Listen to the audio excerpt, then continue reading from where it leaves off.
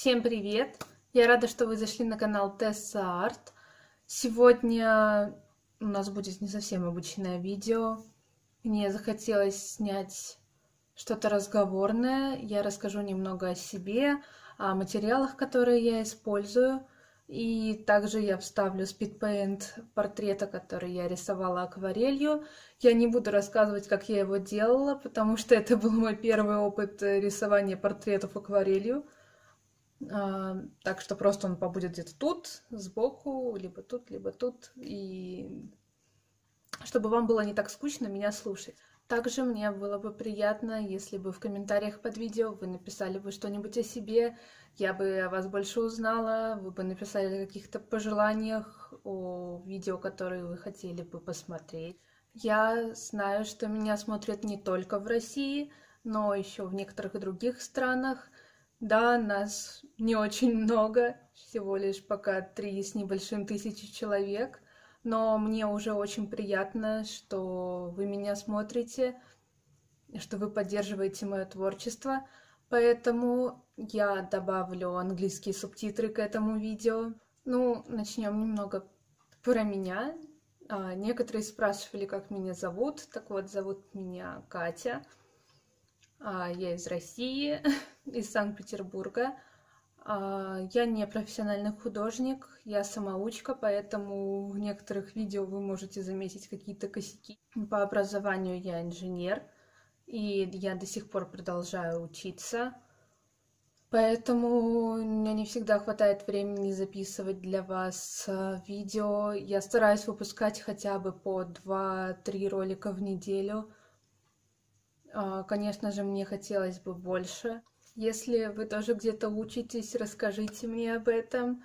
Если вы профессиональные художники, тоже расскажите. Если вы дадите какие-то полезные советы, я буду вам очень благодарна. Я хотела с вами поговорить немного о материалах, которые я использую, потому что частенько в комментариях мне пишут, какие я использую краски, какие я использую кисти. В последнее время я стала писать в описании видео список материалов, как на русском, так и на английском языке. К сожалению, до субтитров мои руки пока не дошли. Я не совсем понимаю, как сделать английские субтитры к видео, поэтому простите меня, я обязательно исправлюсь, и когда-нибудь я это сделаю. Что касается бумаги, по бумаге, то, с чего я начинала, самая первая моя бумага была, это вот такая бумага для акварели «Рыбачка». Она по цене очень доступная, в районе 100 рублей. И ее можно купить как в художественных магазинах типа Леонардо, так и в Буквоеде, и в обычных канцелярских магазинах я ее видела. В принципе, она мне очень нравится. Я до сих пор иногда на ней рисую. Также мне очень нравится вот такая бумага. Может быть, вы видели, использовали. Планшет для акварели «Бархатный поцелуй» называется. А бумага здесь плотностью 200 грамм, называется «Скорлупа». На ней вообще интересно акварель смотрится. У нее текстура такая маленькими-маленькими точечками. И, в общем, акварель на ней растекается просто сказочно. Мне нравится. И также, помимо такого маленького блокнота, я покупала такую же бумагу вот в таком большом формате. Стоит она уже примерно 170 рублей. Тоже 200 грамм. Тоже такая же, просто формат А4, а не А5. Плюс мне очень нравится бумага вот такая. Стоит она уже примерно 250 рублей. Белая роза, формат А4. Тут 20 листов. И плотность у нее уже 260 грамм. Это лен. Ну, я не знаю, есть ли смысл показывать вам бумагу, потому что я снимаю все свои видео на телефон. У меня нету нормальной камеры. Точнее, у меня есть одна камера, но она снимает, по-моему, еще хуже, чем мой телефон, поэтому все свои видео я снимаю на телефон. Когда я снимаю видео сверху, Это вообще целая история, потому что я выстраиваю интересную конструкцию, я ставлю коробку, сверху на коробку я кладу лист фанеры, на эту фанеру я сверху прижимаю еще чем-нибудь тяжелым, на краешек я кладу свой телефон, и поэтому не всегда мне удобно рисовать, и вы жаловались, что вам не всегда хорошо видно, что я рисую. Да, я стараюсь это все учесть, и я придумаю какую-нибудь новую конструкцию, как это все дело снимать сверху, но вот пока качество такое, так что не ругайте меня сильно, я не виновата. Пока вот так вот, пока что получается. По кистям, какие я использую кисти. Кстати, мне очень нравится вот такой вот пенал деревянный для кистей, он закрывается. Покупала я его в Леонардо, уже не помню за сколько, но его очень удобно с собой. Я даже с собой его носила, и кисти в нем очень удобно хранить, так как он твердый. Единственное, что не все кисти сюда помещаются. Вот у меня есть длинная кисть, и она сюда ну никак не влазит, но ничего страшного.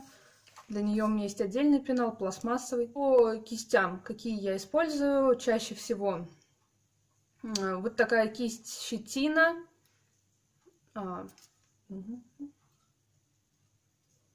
По-моему, камера не фокусируется. Кисть щетина, размер 12. Я, по-моему, даже ее один раз подрезала немного. В общем, она мне служит уже много-много времени. Мне она очень нравится. Я ей рисую обычно облака, и иногда я рисую ей траву. Вообще много чего я ей рисую. Я думаю, вы часто видели ее в моих видео. Также я часто использую вот такую кисть. Это синтетика. Я даже не знаю, какой это размер. Это кисть из какого-то детского набора. И тем не менее, она мне очень нравится, так как волоски из нее не выпадают. Она очень ровная. Форму держит просто идеально. Прошла со мной огонь и воду. И вот она до сих пор в рабочем состоянии. Я ее тоже очень часто использую в видео. Также я использую тонкие кисти. Есть у меня кисть Vista Artista, синтетика нулевая, но, если честно, мне ей не очень удобно работать. Я пробовала, но не получается у меня такая тонкая линия, как мне хотелось бы. Зато, опять же, с какого-то детского набора у меня есть тонкая кисть, синтетика, какая-то прям супер обычная. Она уже тут потихоньку отваливается у меня. Ну ладно, вроде пока держится. Тоже мне очень удобно, так что, знаете, не всегда дорогая кисть, это хорошо. Все методом проб и ошибок подбирается. Еще плоская кисть синтетика тоже покупала в Леонардо, 16 размер, вот она такая большая. Обычно, когда я рисую на форматах А3 или А2, это бывает редко, но когда я рисую на них, я использую вот эту кисть, очень удобно. Иногда даже использую вот такие вот кисти, но их я покупаю в строительном магазине обычном. Есть у меня еще щетина такая большая, 22 размер, но тоже, по-моему, на формате А3 я один раз ей рисовала, и все, и она у меня так и лежит.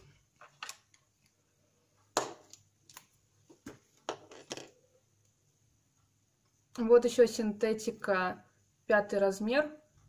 Вот только-только вот рисовала ей портрет как раз. Тоже очень удобная, но она больше подходит, когда я что-то делаю акварелью. Она круглая, хорошо держит форму. Еще есть щетина 4 размер. Это обычные учебные кисти. Продаются они в Леонардо рублей, там, не знаю, за 20, за 30. Ну, мне нравится, на самом деле, очень удобно. И вот такая же щетина кругленькая, тоже учебная кисть обычная. Я их использую редко, поэтому... Есть у меня еще такие кисти. Этот веер я его тут обрезала, потом он у меня что-то загнулся. Это щетина 8. Но на самом деле я использую их редко. Вот я сколько не пыталась, эту я вообще тут маслом забыла смыть. масло с нее вовремя. И, в общем, оно застыло. Или это был акрил? Ну, в общем, по-моему, я испортила кисть. Тоже синтетика, 6. Посоветуйте, что делать. Я видела, как рисуют траву и идеальные деревья как раз-таки вот такими веерными кистями. Сколько бы я ни пробовала, у меня не получается. Поэтому всю траву я рисую почти щетиной, а деревья я рисую плоской кистью. Такими у меня не выходит. Не знаю, это какая-то моя криворукость. Но, в общем, посоветуйте мне, что с этим делать. Также использую часто мастихины. Вот этот чаще всего использую. Это единичка. Это 3. Такие вот они заостренные немного. Я покупала один мастихин в Леонардо. Такой в виде лопатки. Я его почти не использовала. И, в общем, это как-то было дорого. И я тогда даже подрастроилась. Думала, зачем же я его вообще купила. А потом я заказала на Алиэкспресс набор из 5, по-моему, вот таких вот мастихинов. Они там вот, это самый маленький, и дальше все больше, больше, больше, больше. Ну, самые большие я пока не знаю, куда их применить, а вот эти 2 я использую, вот этот вот особенно часто. Мне очень нравится, и набор вышел очень дешевый. Так что, кому интересно, могу скинуть ссылку, напишите мне. Также, когда у меня не было мастихинов, я рисовала вот обычными карточками, знаете, которые кидают там в почтовый ящик или которые около метро раздают. Я их прям брала, нарезала, у меня сейчас не осталось. И вместо мастихина я их использовала. В принципе, та же поверхность, можно вот так вот просто ими проводить, и все будет нормально. Вот. По мне так очень удобно. Либо такие карты, либо пластиковые карты, более твердые, но просто иногда пластиковую карту жалко, или их просто нет под рукой. А вот такие почти всегда есть. Там сходили в почтовом ящике, у себя взяли. И еще мне хотелось рассказать о гуаше. И не только о гуаше, вообще о красках, которые я использую. Свой самый первый набор я, к сожалению, не нашла. Хотела вам показать. Но не нашла. Нашла только акрил, который тоже был у меня самый первый. Я его до сих пор периодически использую. Акрил я не покупаю в отдельных тюбиках, потому что рисую им не так часто. Вот этот набор 12 цветов от Deck Art. Не знаю, продаются тоже в художественных магазинах, во всяких Леонардо, буквоедах и в обычных магазинах. В принципе, тут достаточно яркие цвета. Мне все нравилось. Единственное, что они были немного жидковатые, на мой взгляд. Но это кому как удобно. Акварель. Раньше я использовала обычную детскую акварель. И меня, в принципе, все устраивало, так как акварелью я рисую редко. Потом я купила такой вот набор от Луча Deluxe. Сейчас. Вот такой набор. Он стоил 221 рубль за 24 цвета. Вот, палитра. Так. Вот этот портрет, который сейчас тут рисуется где-то сбоку от меня, я как раз таки им рисовала. По маслу. Масло у меня от фирмы Sonnet. Маслом я тоже рисую не очень часто. Объясняю почему. Вот набор Sonnet.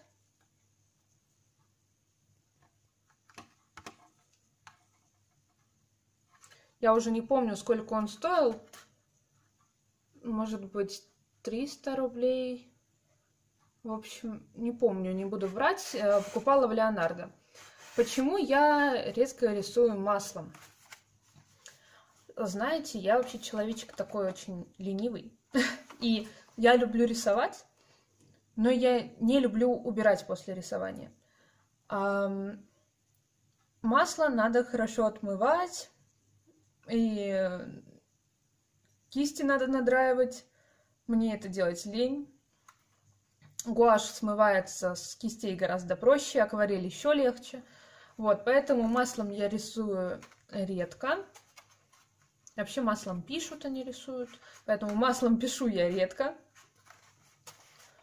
Также к маслу у меня есть тройник, у меня есть разбавитель. Все это я покупала в Леонардо.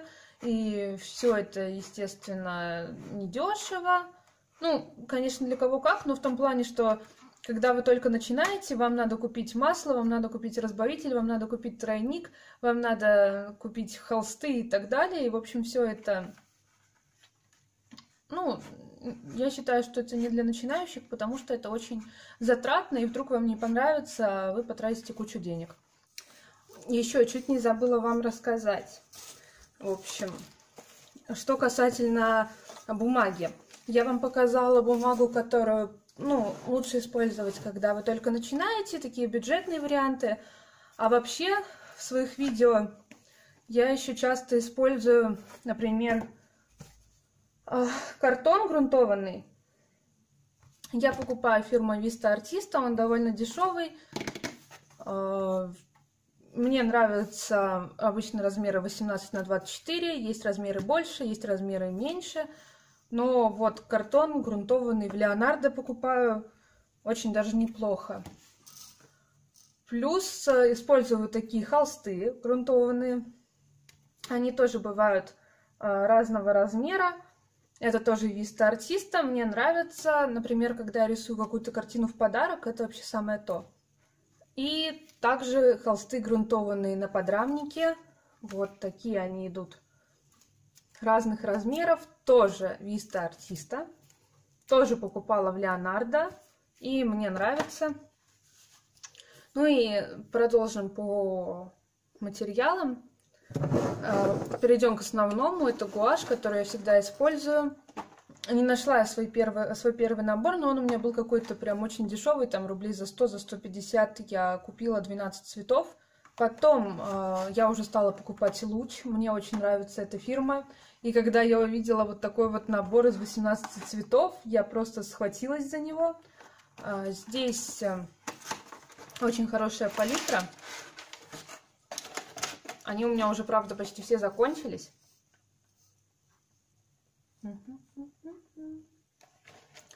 Тут такие баночки, они вообще были между собой сцеплены, но я их разделила ножницами и вот такими маленькими баночками. Очень удобно, мне нравится, и если я где-нибудь когда-нибудь еще увижу такой набор, я его обязательно куплю, потому что я считаю, что очень хорошая гуашь. А потом я уже стала докупать гуашь по мере того, как она заканчивалась. Естественно, это черная гуашь, банка, 120 рублей стоит. Покупала в буквоеде. Также белила титановые, цинковые они хуже, как это сказать, хуже покрывают. Вот, поэтому я чаще использую титановые, мне очень нравится, у меня такие банки просто улетают. Больше всего мне нравится вот сонет. Также в буквоеде я покупала по 90 рублей, ну вот эта зеленая, травяная зеленая, она 90 рублей, богемская зеленая 103 рубля. Фирма Олки, да, Олки. Покупала в буквоеде, и чем мне не нравится богемская зеленая, когда я ее только наношу на лист, она такого насыщенного цвета, все прекрасно, мне все нравится, но после высыхания она становится такая очень бледненькая, и пару раз она меня подводила. Также от фирмы Sonnet мне нравится гуашь, ну вот это, например, английская красная. У Sonnet хорошая гуашь, мне нравится. И, естественно, мастер-класс. Вот у меня их тут много. Лимонная и крапла красный. Я думаю, вы видели в моих видео их часто. Вот у меня, в общем, куча таких баночек. Но из основных цветов, которые я докупала, это была лимонная, это была зеленая, черная, белая и коричневая. Коричневая заканчивалась часто, потому что в свое время я каждый день старалась рисовать по одному пейзажу, и поэтому эти цвета у меня просто улетали.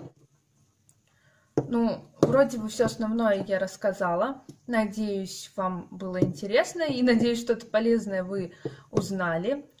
Пожалуйста, пишите в комментариях свои пожелания, какие видеоуроки вы хотели бы увидеть, и я попробую для вас их снять. Также заходите в группу ВКонтакте, делитесь там фотографиями своих работ. Мне очень интересно посмотреть, что у вас получается. Подписывайтесь на канал, ставьте палец вверх и не пропустите новые видео. Пока-пока!